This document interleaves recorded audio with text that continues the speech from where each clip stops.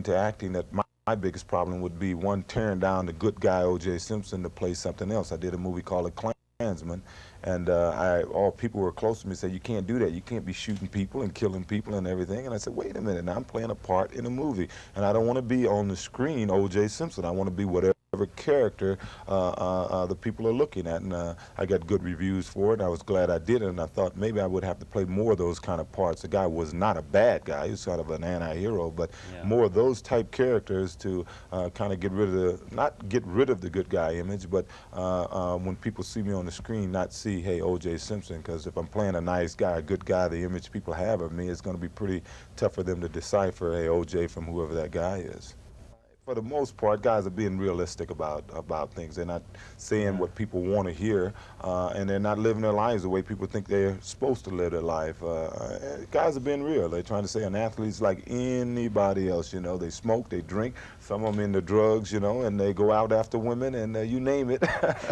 I try to stay out of politics, even though it's getting increasingly difficult to do that. You know, I find that all these politicians are after me all the time. They think I have some influence on people's, you know, and I don't know. I didn't know what I was going to do in this last election, and people were after me all the time trying to find out who I was going to vote for and everything, and I'm saying, who am I? I'm not that qualified and that versed in politics to have anybody take seriously who I think is a good candidate. I mean, I'm not that polished in it, and I'm not that educated in it to really know. I've had a lot of pressure on me to go into politics. Guys say I should start gearing myself for politics, but I think if I went in politics today, I would probably be probably would have to be a socialist, and all my enemies would call me a communist. You know, so I say I better stay out of politics. Use the athletes as the platform, as the pedestal, you know, racially, and as far as the black community was concerned, many people felt that, hey, the only person that they would listen to were athletes, especially on campuses. You know, you can be Joe Dokes and you can get up there with all the knowledge and 180 IQ, being black, it didn't mean anything. But if the Heisman Trophy candidate, you know, if you had him standing there with you, hey, somebody would listen to you. So I think they tried to use this, and in many cases it hurt guys. It hurt, I felt that even with Harry Edwards in San Jose, it hurt Tommy Smith, it hurt Lee Evans, it hurt John Carlos, it hurt those guys standing on his platform. I thought they should have been standing on their own platform. They should have found out, hey, what Tommy Smith was all about before they got up there, and you know, Harry Edwards, no one would have ever heard of him if he hadn't had those guys standing up there with him. And of course, Harry has had some very pertinent things to say then, and I'm sure he has some things now, but Harry Edwards is doing fine at Berkeley now. I mean, he has money, he's driving big fancy cars, and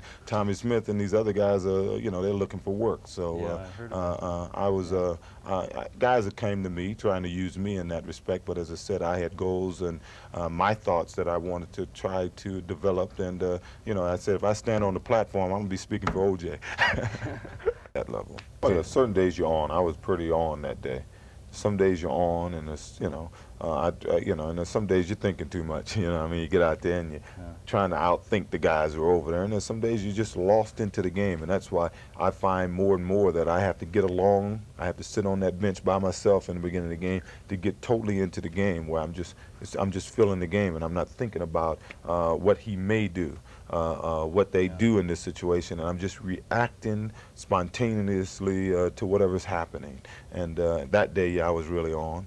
And Sunday, I was on that way. You know, at the beginning of the season, when you're out of shape, you're thinking about your conditioning, you're thinking about what defense they may be in and all that. Well, you're just not right. It's all physical, you know, in anything you do. I think even if you're just into debating, you know, if you go out and get your body in shape and everything, hey, it's going to kind of take over, you know. And once you get to cooking, Jack, you're just cooking. You know.